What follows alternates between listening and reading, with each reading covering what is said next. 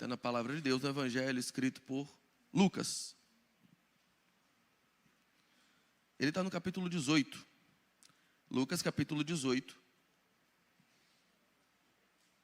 A partir do verso 9. É um texto muito conhecido, esse não é um texto daqueles textos estrambólicos que de vez em quando eu tiro aqui para ler. Esse é um texto famoso, conhecido como a parábola do fariseu e do publicano. Eu queria ler com vocês. Lucas, capítulo 18, do verso 9 em diante, diz assim: Jesus também contou essa parábola para alguns que confiavam em si mesmos, por considerarem justos, e desprezavam os outros. 2 homens foram ao templo para orar. Um era fariseu, o outro era publicano. O fariseu ficou em pé e orava de si para si mesmo, desta forma: ó Deus, graças te dou, porque eu não sou como os demais homens, roubadores, injustos e adúlteros, e também não sou como esse publicano. Jejuo 2 vezes por semana e dou o dízimo de tudo o que ganho. O publicano, estando em pé, longe, nem ousava mesmo levantar os olhos para o céu, mas batia no peito, dizendo: ó Deus, tenha pena de mim, que eu sou pecador. Digo a vocês que este desceu justificado para sua casa e não aquele, porque todo o que se exalta será humilhado, mas o que se humilha, este será exaltado. Meus queridos, em 1944, estreava uma das mais célebres manifestações teatrais do talvez maior filósofo existencialista da humanidade, Jean-Paul Sartre. A peça chamada Entre Quatro Paredes. E essa peça Entre Quatro Paredes era uma peça que fez muito sucesso, foi muito reproduzida, sobretudo pela sua capacidade de ter um baixo custo.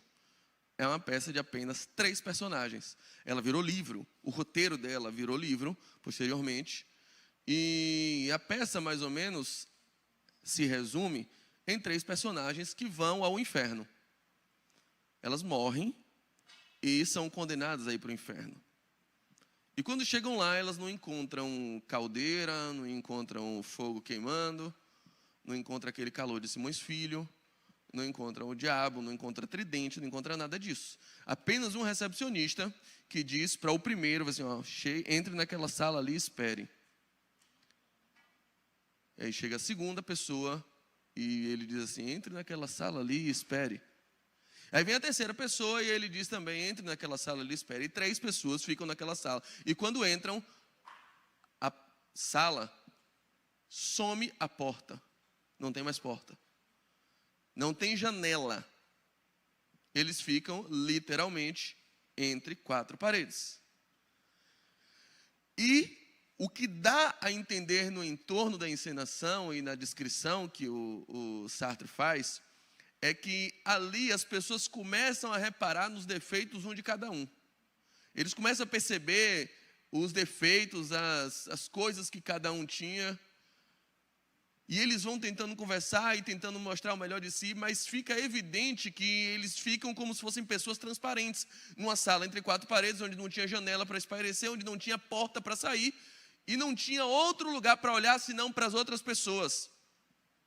E ele vai descrevendo a cena e percebe o incômodo que cada um tem com o simples fato de não conseguir esconder nada um do outro. E eles ficam incomodados, puxa, eu não consigo esconder nada, ele está me vendo como eu sou. Ele consegue ver os meus defeitos, as pessoas conseguem me ver como de fato eu sou. E aí, a grande conclusão, o grande plot twist do livro, da peça, da obra de Sartre, é uma conclusão que um dos personagens acaba chegando. Ele agora eu entendi. Na verdade, inferno mesmo não é diabo, não é o calor, não é chibatada. A conclusão que ele chega é: o inferno são os outros. O inferno é esse cara aqui olhando para mim. O inferno é não conseguir esconder quem eu sou de outra pessoa. Já diz o outro: o inferno não é errar, o inferno é ser descoberto. O O inferno é ficar evidente para outras pessoas o quão falho você é. E quem você é de verdade. Porque no fundo, a ideia de Sartre é que ninguém é como é na frente dos outros. Está todo mundo aqui fingindo de alguma forma. No culto da manhã, de 10 horas, eu tenho certeza que nenhuma das irmãs vem para cá com a cara que acorda. Dá uma lavada, tem aquele batonzinho básico, aquela sombra, aquele... Dá um grau, né? Você dá um grau na cara antes de vir. Porque você, muitas vezes, tem medo de apresentar a sua cara natural para os outros. E mais do que isso, a convivência... Aliás, quem aqui mora em condomínio? A pergunta que vai para você: você mora em um condomínio ou em um condemônio? Há mais de 10 anos, trabalhando principalmente em advocacia condominial, todos os dias eu sou desafiado por um problema novo que você pensa, não, isso não está acontecendo.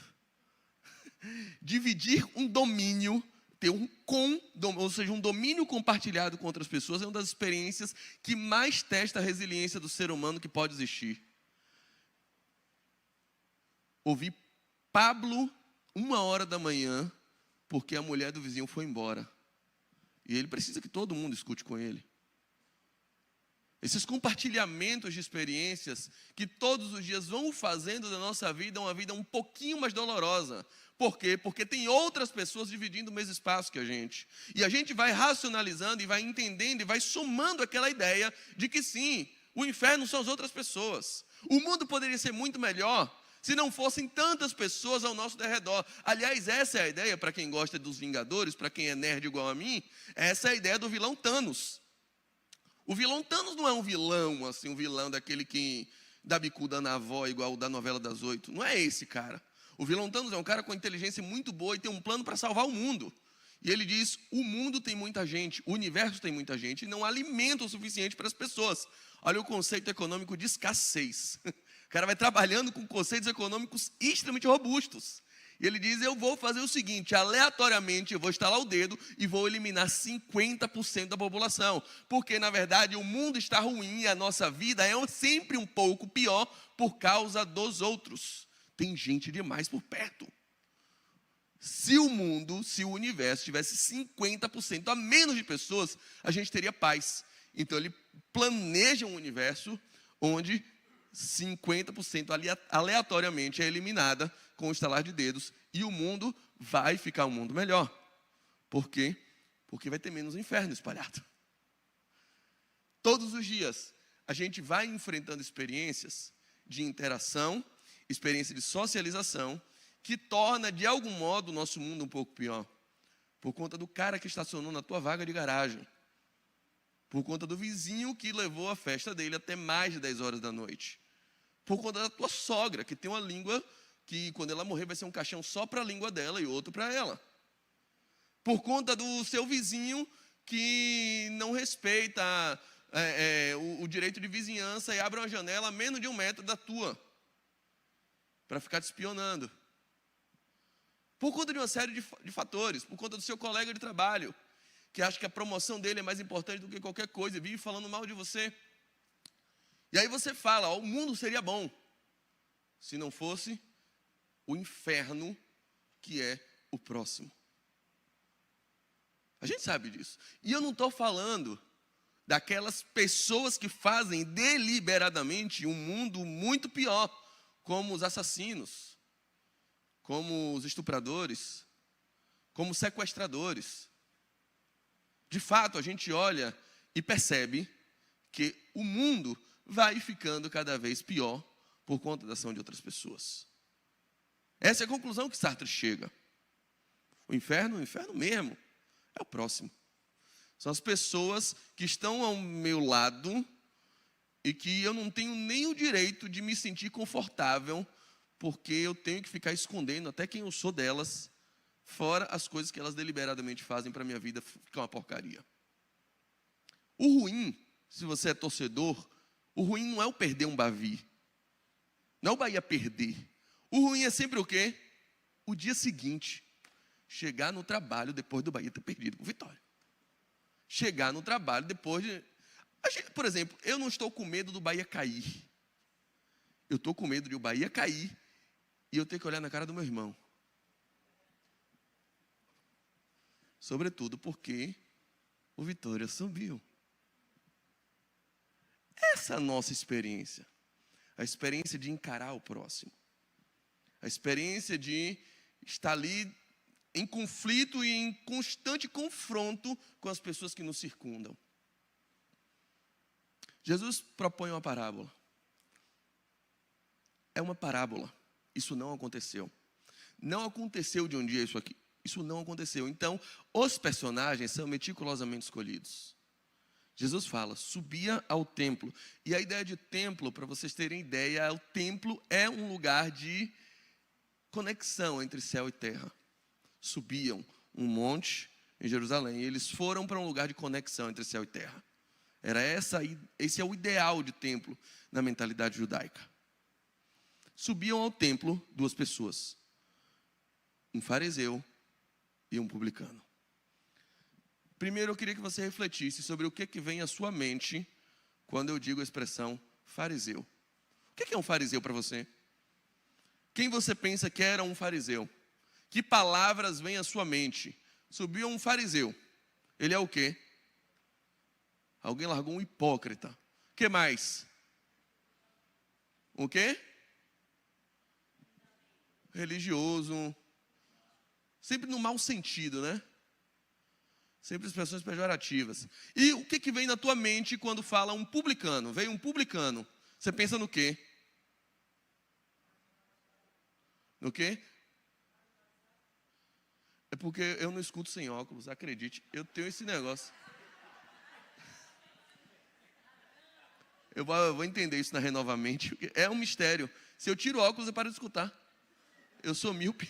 Só que o meu óculos reflete muito a luz e me incomoda. Quem ouviu o que ela falou aqui na frente? O publicano é o quê?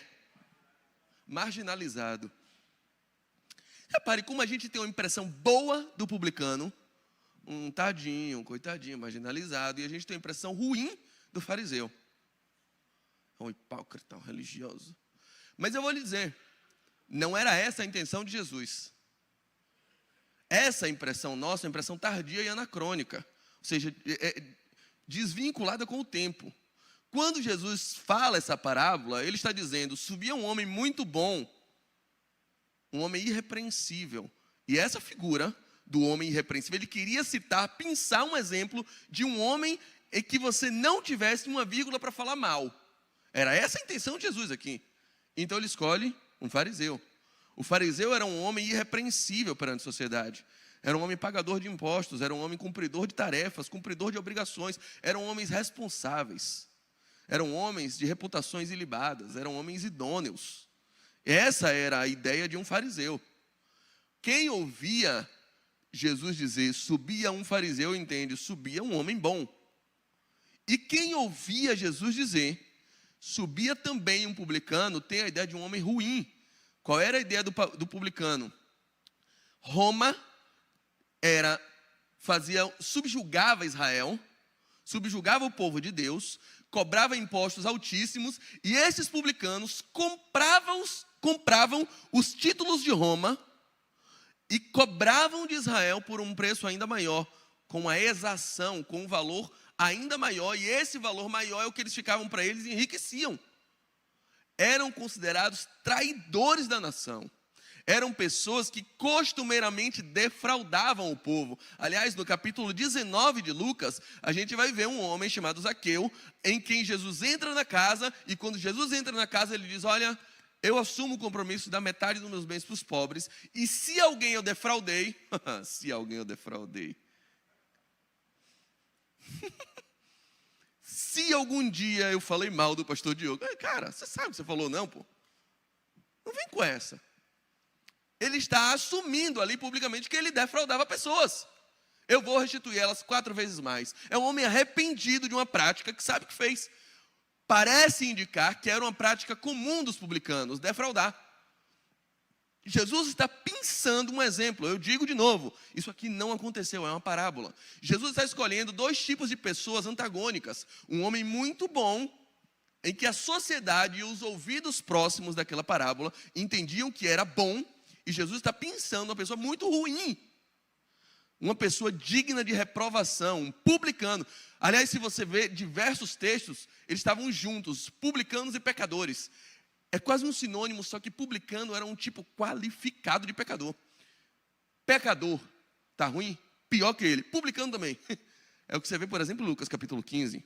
Estavam com eles os publicanos e pecadores. Pô, os pecadores tudo bem, mas publicanos junto? Eita, lascou. Então, entenda isso. Era esse contexto. Subia um homem muito bom, subia um homem muito ruim. O fariseu era um cara bom. O publicano era um cara ruim. E quando ele chega, primeiro lugar, o fariseu, a Bíblia diz que ele orava de pé no templo. E ele dizia: graças a Deus, porque eu não sou como os demais homens, roubadores, injustos, adúlteros. Essa é uma oração verdadeira ou falsa? Verdadeira, gente. Uma oração verdadeira. É uma oração que, na boa, podia ter saído da minha boca. Ou das suas. Quem aqui já foi em retiro de carnaval? De igreja?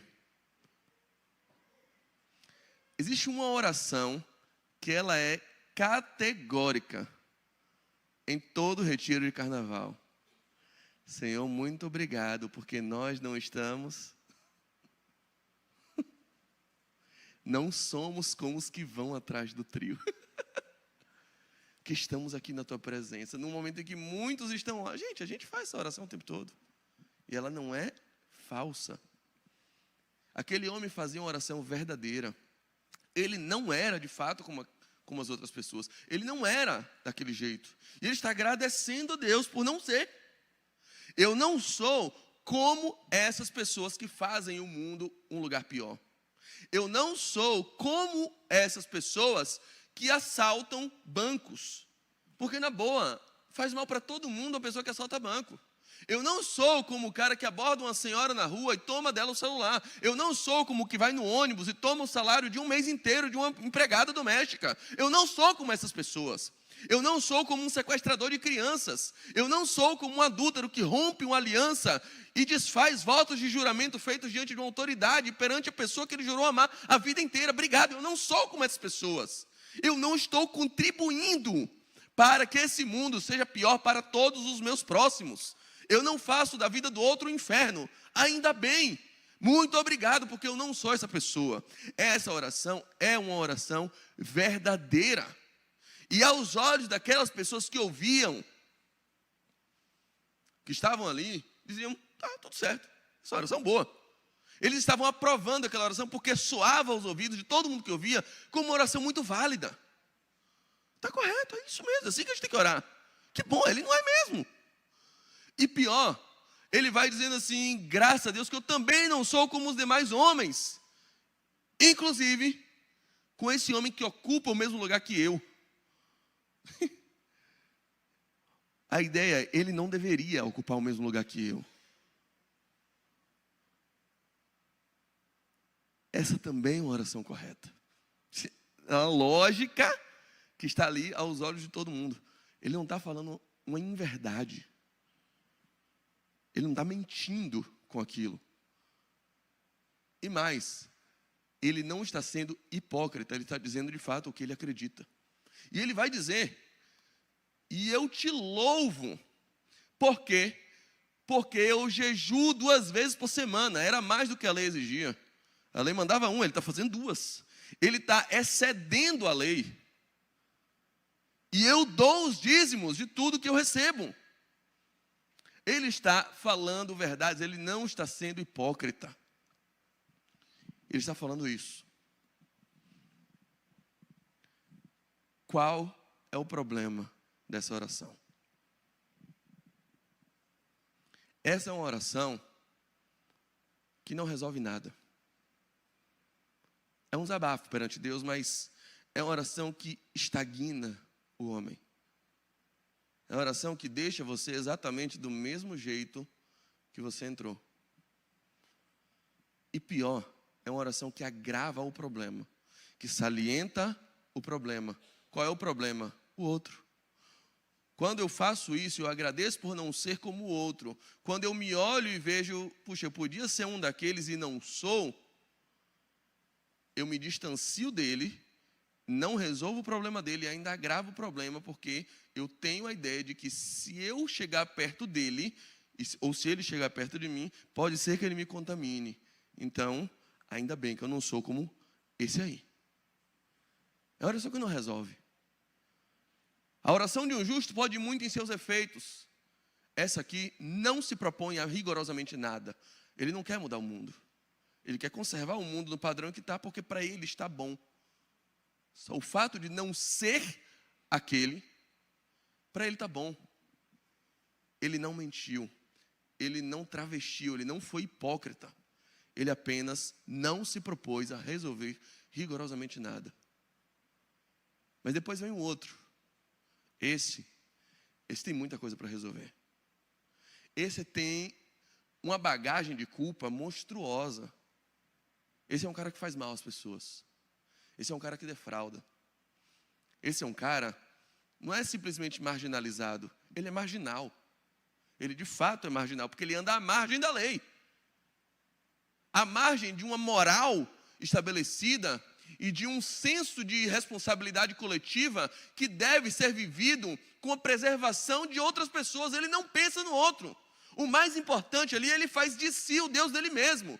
Que se danem as outras pessoas, o importante sou eu. Eu não preciso de igreja, eu não preciso de nada. Eu só preciso me dar bem. E se a nação inteira tiver que perecer por causa disso, eu não estou nem aí. É essa pessoa que está ali. Mas depois de tanto mal que ele fez ao mundo, depois dele infernizar e ser o inferno na vida de tantas pessoas, de colocar Israel entre quatro paredes e ser um incômodo para todo mundo que está cercando ele, ele agora está subindo ao templo, já sem coragem, sequer de olhar para cima, sequer de falar em voz alta, enquanto o outro dizia de si para si mesmo, ou seja, uma oração que nem ao céu sobe, porque não se propõe a subir, se propõe apenas a estagnar, é de si para si mesmo. E se resolve ali, ele vai, desabafa, fala e depois volta. Do mesmo jeito que entrou, vem um homem agora só batendo no peito em gesto de arrependimento e repúdio a quem ele se tornou. E ao que ele se tornou para o mundo e para as outras pessoas, ele dizendo, tenha pena de mim. Porque se eu pedir justiça, eu me lasco. Eu só peço misericórdia. Porque eu sou de fato um pecador. Porque de fato eu reconheço que eu faço do mundo um lugar pior. Que eu sou o motivo da insônia de muita gente. Que eu sou o motivo da tristeza das pessoas que me cercam. Tenha misericórdia de mim, Deus. Porque eu não sou digno de estar aqui. Porque eu não deveria estar aqui. Eu tenho vergonha de estar aqui. E eu por isso oro de cabeça baixa. Eu me prostro. Porque se eu fosse você, eu não me aceitaria. Então eu não estou lhe pedindo justiça. Eu não estou lhe pedindo um direito. Eu estou lhe pedindo pena. Misericórdia. A gente sempre fala. E a palavra misericórdia, tanto na expressão grega quanto na expressão latina, ela tem uma origem de a junção de duas palavras. Miseratio e cordie, que é miséria, pobreza e coração. É um encontro. A misericórdia ocorre sempre que a pobreza de um se encontra com o coração de outro. Quando ele vai ali, implorando a misericórdia, ele está promovendo um encontro entre o coração de Deus e a pobreza que ele carregava. E todas as vezes que esse encontro acontece, uma situação dinâmica ocorre no mundo presente. Se a oração do primeiro não resolvia nada, não promove mudança, não promove encontro, não promove transformação, é apenas palavras de si para si mesmo, constatações que qualquer um poderia fazer. Se essa oração é verdadeira mas incapaz de transformar. A oração do segundo é simples, objetiva, mas capaz de promover um encontro que muda a vida de uma pessoa para todo sempre. Naquele dia, a pobreza dele se encontrou com a miséria, com o coração de Deus. E houve misericórdia. Jesus diz, somente esse voltou para casa justificado. O primeiro não tinha por que encontrar justificação, porque ele já era justo, pelo menos justo aos seus próprios olhos. E Jesus diz, e o texto diz, Jesus lhes contou essa parábola para aqueles que se consideravam justos aos seus próprios olhos. O primeiro já estava cheio, já tinha as mãos ocupadas, já estava com sua porção, ele trouxe de casa a sua porção. O segundo veio com fome. O segundo não tinha nada nas mãos, por isso recebeu algo de Deus. Pode ser que Deus tenha algo para você e você não receba porque você já está com a mão cheia de argumento, de certezas, de conceitos, de estratégias, de planos. O fato de você ter talvez tantos planos podem estar te impedindo de viver os planos de Deus. O fato de nós termos as nossas próprias estratégias, a nossa própria forma de salvar o nosso casamento, nosso próprio meio de trazer o nosso filho de volta para os caminhos do Senhor. 2 gritos eu resolvo logo, pastor. Pode ser que a nossa mão esteja tão cheia que está nos impedindo de receber aquilo que Deus tem para nós e que só aquele que tem mãos vazias recebem. O segundo estava de mãos vazias, batendo no peito e dizendo, tenha misericórdia de mim. Minha mão está vazia. Se não vier de ti, eu não tenho nada. Jesus disse, só um foi buscar alguma coisa. O segundo foi dizer de si para si próprio que já possuía. Eu já possuo justiça. Mas o segundo foi buscar, porque não tinha. Então ele desce justificado. E mais do que isso, ele desce transformado. Ele desce arrependido. Ele desce cindido na sua personalidade. Ele se encontra com o amor. Ele se encontra com o coração. Ele se encontra no meio de uma sociedade que o excluía, com alguém que o acolheu. No lugar de encontro entre céus e terra, ele é abraçado.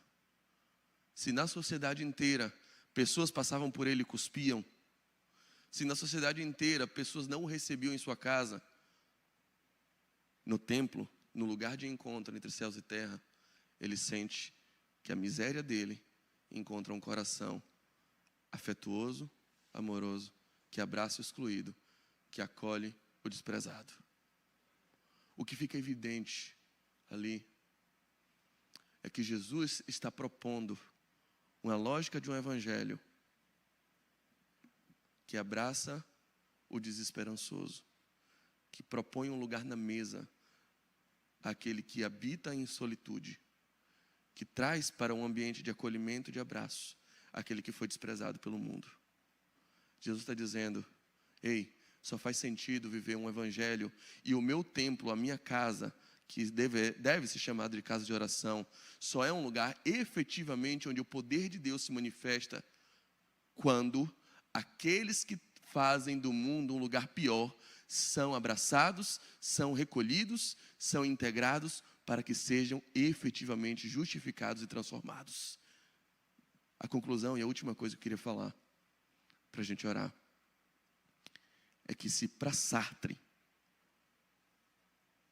o inferno, o outro é um inferno, se para o fariseu o outro é um mau exemplo, se para nós muitas vezes o outro é motivo de tristeza, para Deus o outro é milagre. O pecador, o desenganado, o da ficha corrida, o dos antecedentes criminais, para Deus é o palco da manifestação do poder dele. Eu quero dizer para você que assim como eu, hoje pode estar se vendo muito mais na condição do segundo, daqueles que batem no peito e gritam, tem misericórdia de mim. Tem misericórdia porque eu sou pecador. Tenha pena de mim, Deus. Eu não tenho do que me orgulhar. Às vezes a gente é levado para essa posição, né? Pensando no que eu posso me orgulhar. Mas basta uma dose de bom senso e você pensa na quantidade de motivos que você tem para se abaixar aqui, se ajoelhar, bater no teu peito e olhar para Deus com vergonha. Deus quer dizer para você, não importa quão baixo você caiu, Ele tem poder para te levantar. Não importa quão longe você foi. Eu estou falando com gente que foi longe demais. Longe demais no adultério. Longe demais nos enganos. Longe demais na paternidade mal feita. Longe demais na carência. Longe demais na desonestidade. Longe demais no vício, na criminalidade. Longe demais em relações tóxicas. Pode ser que você tenha ido longe demais. Jesus aqui está mostrando que não importa quão longe você foi, Ele tem poder para te resgatar. Ele tem poder para te justificar. Ele tem poder para te absolver. Paulo vai escrever Romanos 8 e dizer, fiquem tranquilos. Existe uma lei, que é a lei do pecado e da morte, que ela habita sobre todo homem. Mas existe uma outra lei que se sobrepõe a ela. Sabe, a lei do pecado e da morte é como a lei da gravidade.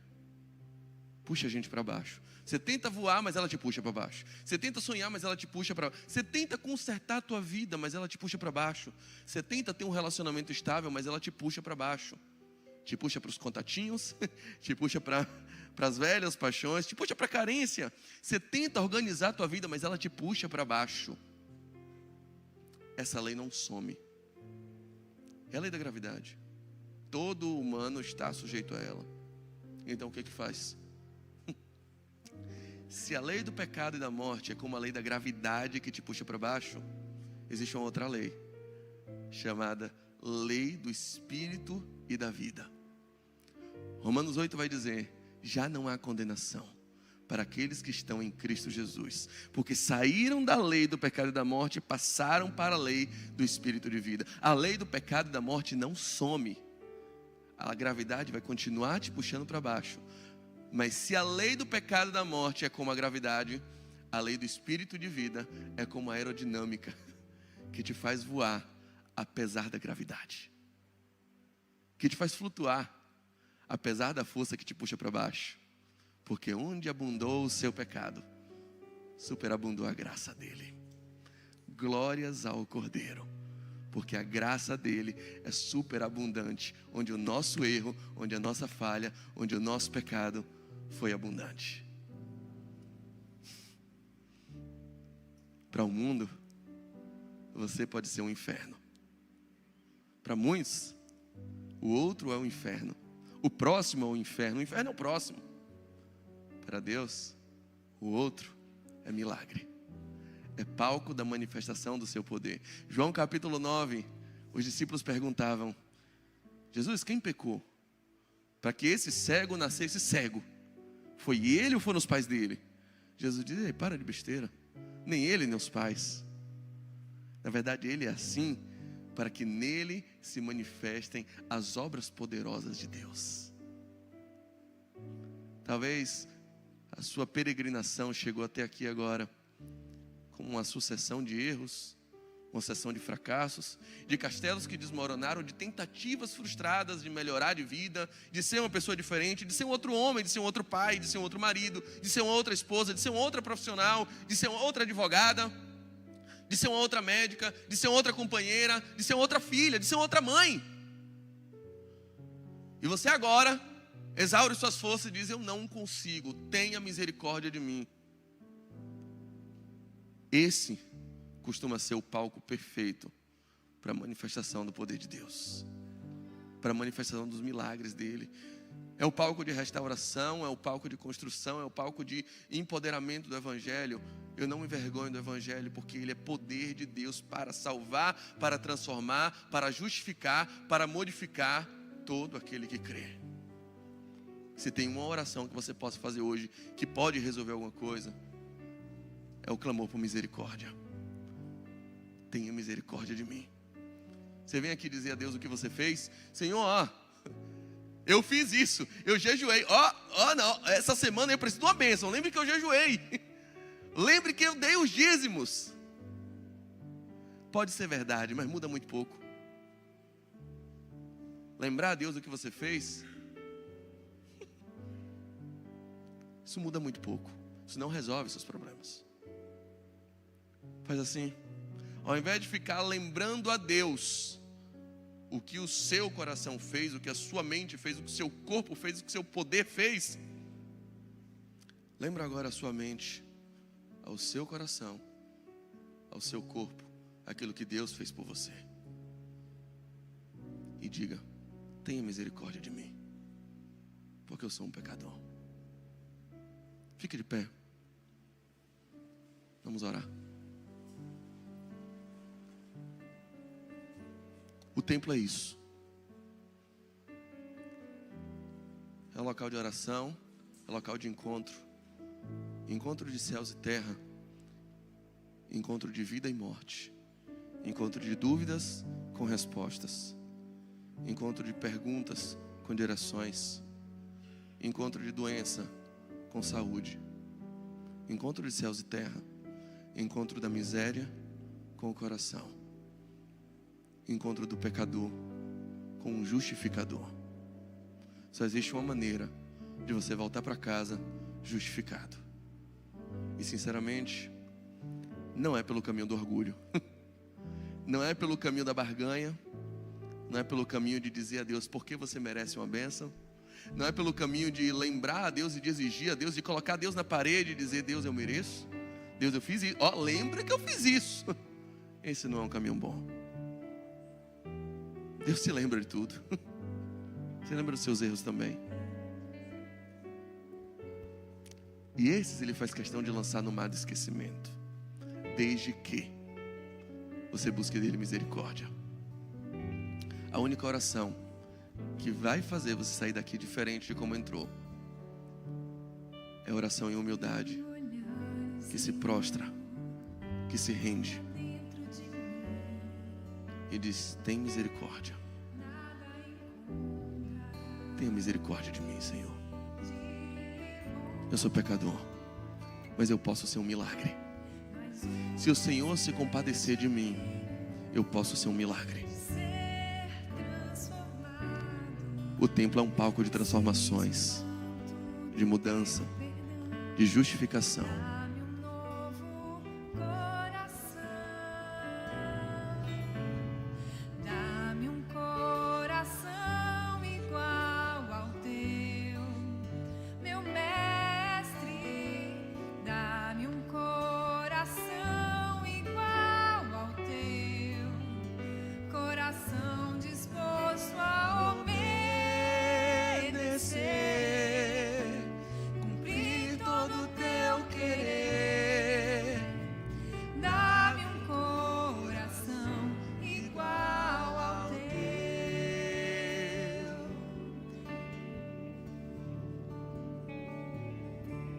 Se tu olhares, Senhor, pra dentro de mim, nada encontrarás de bom, mas um desejo eu tenho de ser transformado. Preciso tanto do teu perdão, dá-me um novo coração, dá-me um coração igual ao teu, meu mestre, dá-me um coração igual ao teu, coração disposto a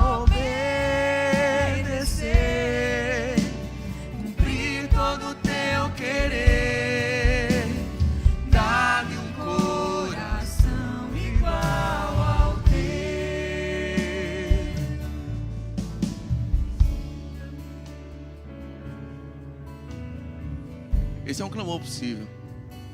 Porque é exatamente isso que o Evangelho promete. Um novo coração, um novo amor, uma nova preferência. Porque na boa não adianta que aquele pecador, aquele publicano faça aquela oração e depois continue a viver do mesmo jeito. Não adianta. Lembre comigo, o fariseu é alguém que tem uma vida melhor que a do publicano, em todos os sentidos, inclusive perante Deus. Deus se alegrava mais com a vida do publicano que com a vida do fariseu do que a do publicano. Não se enganem com isso. Sinceramente, socialmente falando e até espiritualmente falando, era melhor ser fariseu do que ser publicano. O publicano não tinha amor nenhum ao próximo. O fariseu pelo menos seguia o padrão que ele conhecia, que era o padrão da lei. Mas naquele dia, um dos dois saiu de lá melhor do que entrou. Um dos dois saiu de lá disposto a uma nova vida. A vida do fariseu era melhor do que a publicano, mas não era ainda a ideal diante de Deus, porque ele seguia externamente, mas o coração dele ainda estava não purificado. Mas tinha um outro homem que estava ruim, estava impuro por dentro e por fora. Era o publicano. E naquele dia ele entrou de um jeito e saiu de outro jeito. E a vida do cristão, ela tem que ser assim, porque nós vamos sendo transformados de glória em glória. E hoje é necessário que você saia daqui um pouco mais parecido com Jesus. A obra de Cristo é gradual, é brilhando todos os dias um pouco mais como a luz da aurora, até o dia ser perfeito. É possível que não é tudo que vai acontecer hoje na tua vida. A transformação pode não vir totalmente hoje, mas algo tem que começar a queimar dentro de você. Um desejo de perdoar tem que nascer no seu coração agora. O desejo de pedir desculpa tem que nascer no seu coração agora. O desejo de não mais pecar tem que nascer no seu coração agora. E ainda que você peque, você precisa sair daqui com a tranquilidade, com a convicção, com a certeza de que Ele vai te colocar de pé e dizer: hora de levantar e não errar de novo. Jesus olha para a mulher adúltera e diz: eu não te condeno. Ninguém aqui pode te condenar, eu também não te condeno, mas tem uma coisa: vai e não peques mais. Para outros doentes, Jesus cura e diz: não volte a pecar para que não te aconteça algo pior. O teu pecado está deteriorando a tua vida. O teu pecado está te fazendo ter vergonha das pessoas. O teu pecado está infernizando quem está por perto. Cara, tem muito tempo que tua esposa está sofrendo por causa do teu pecado. Tem muito tempo que teus filhos estão sofrendo por causa do teu pecado. Tem muito tempo que você está fazendo a vida dos outros em volta um inferno. Eu não quero mais isso para você. Eu não vejo você como um inferno, eu vejo você como um milagre. É assim que Ele olha para você. A voz que ressuscita vem de Jesus. Quando Ele para em João capítulo 11, verso 35, chora diante do túmulo de Lázaro. E em seguida Ele grita e brada como um leão que ruge e diz: Lázaro, sai para fora. A voz que ressuscita é dele. A voz que resgata é dele. A voz que opera o milagre é dele. Mas a atitude de levantar e sair é de Lázaro. Ele podia ir lá pegar Lázaro pelo colarinho: venha, venha você. Não, ele só grita e diz: Lázaro, venha. Mas cabe a Lázaro sair da sepultura, levantar e dizer: eu não quero mais viver como morto. Eu não quero mais ficar aqui dentro. Eu não pertenço a esse lugar. A voz de vida está bradando em seu coração nessa noite, te dando justificação, te dizendo: eu te libertei. Se o Filho te libertar, você verdadeiramente será livre. A voz de libertação está te chamando, mas você precisa levantar e sair dessa cova. A porta está aberta. A porta do sepulcro está aberta. A voz está ecoando em seu coração, mas você precisa levantar. Tem muita gente vivendo no inferno por tua causa. Tem muito vizinho vivendo no inferno por tua causa. Para com isso. Chega de ser um problema. Chega de incomodar tanto as pessoas que estão em volta de você. No Evangelho de Cristo, essa é a grande oportunidade de pessoas que fazem o mundo pior se reconhecerem como tais, mas serem transformados e viverem como agentes de milagres. Vamos orar. Pai, o Senhor que sonda os pensamentos, as mentes, os corações, que sabe o que sentimos, que conhece a nossa oração antes que a palavra nos salte a boca. O Senhor que sabe todas as coisas. O Senhor que vê o que fazemos, que sabe os erros que cometemos. Todos eles estão diante do teu altar, da tua mesa. Senhor, estamos em pratos limpos. Não dá para esconder nada de ti. O raio-x está acontecendo agora. Isso é o que nós temos no nosso coração, mas isso não é o que queremos ter. Que o Senhor possa estar nos passando a limpo, faça uma varredura em nossos sentimentos e nos ensine a desejar o que o Senhor deseja, a amar o que o Senhor ama, a odiar o que o Senhor odeia, a querer o que o Senhor quer, a sonhar o que o Senhor sonha, a planejar o que o Senhor planeja. Essa é a nossa oração. Que a gente possa descer justificado, porque a nossa miséria encontrou teu amor, porque a nossa morte encontrou tua vida, porque a nossa dúvida encontrou tua resposta, porque a nossa doença encontrou tua cura, porque o nosso desespero encontrou teu abraço, porque a nossa lágrima encontrou o teu ombro, porque o nosso cansaço encontrou teu colo. Assim nós oramos, depositando a nossa vida diante do teu altar. E no teu nome nós dizemos que o amor perfeito de Deus o Pai, que a graça restauradora, redentiva, consoladora de Jesus Cristo, que a comunhão perfeita de Deus o Pai, que transforma pequenos infernizadores em milagres vivos e agentes de milagres, seja com todo aquele que se encontrou com Jesus Cristo, desde agora e até o céu. Amém e amém. Que o Senhor te abençoe e que você volte para sua casa justificado pela misericórdia de Cristo.